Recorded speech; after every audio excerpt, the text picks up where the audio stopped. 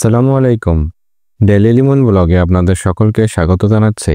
গতকালকে আমরা জমিতে কীটনাশক প্রয়োগ করার জন্য বাজার থেকে কীটনাশক কিনে নিয়ে এসেছি।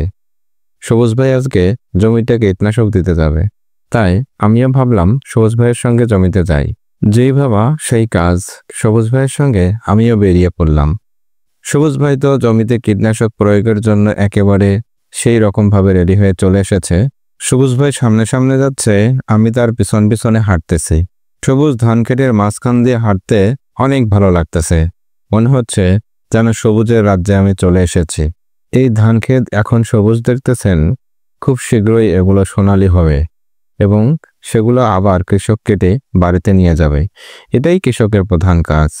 সবুজ ভাই জমিতে কীটনাশক প্রয়োগের জন্য তার ওষুধগুলো রেডি করে নিচ্ছে, তার ট্যাঙ্কিতে পানি ভরে নিচ্ছে এবং সেখানে গুলে নিয়ে আসা ওষুধগুলো মিক্সড করবে। এখন এই ওষুধগুলো আলাদা আলাদা প্যাকেটে ছিল। সবুজ ভাই পরিমাণ মতো ওষুধ এক একটাতে মিক্সড করে নিয়ে এসেছে, যেন এখানে এসে নতুন করে মিক্স করতে না হয়। শুধু একটা পরিমাপের কাপ আছে, ওই কাপে যে পরিমাণ লাগবে সেই পরিমাণ দিলেই হয়ে যাবে। সেই হিসাব করেই সে বাড়ি থেকে এই ওষুধগুলো গুলে নিয়ে আসছে।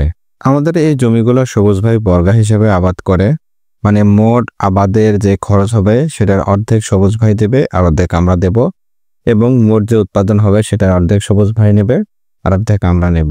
এর মধ্যে অনেক কিছুই থেকে যায়, যেমন খড় থেকে যায়।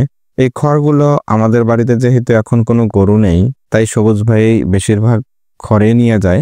আমরা অল্প কিছু নেই বাড়িতে জ্বালানি হিসেবে ব্যবহার করার জন্য। সবুজ ভাই টোলের মধ্যে পানি ভর্তি করে নিয়ে পরিমাণ মতো ওষুধ দিয়ে সবকিছু রেডি করে নিল এবং জমিতে কীটনাশক দেওয়া শুরু করে দিল। এই তো দেখতে পাচ্ছেন সবুজ ভাই কীটনাশক দেওয়া শুরু করে দিয়েছে। এখানে শুধু এই জমিটাই না, আশেপাশে আমাদের আরো অনেক কয়েকটা জমি আছে, সেগুলোতে কীটনাশক দিতে হবে। কালকেও কিছু কিছু জমিতে সবুজ ভাই কীটনাশক দিয়েছে। অল্প কিছুদিনের মধ্যে জমিতে ধান বের হয়ে যাবে। এই সময়টাতে যেন পোকার আক্রমণ না হয়, সেজন্যই এই ব্যবস্থা।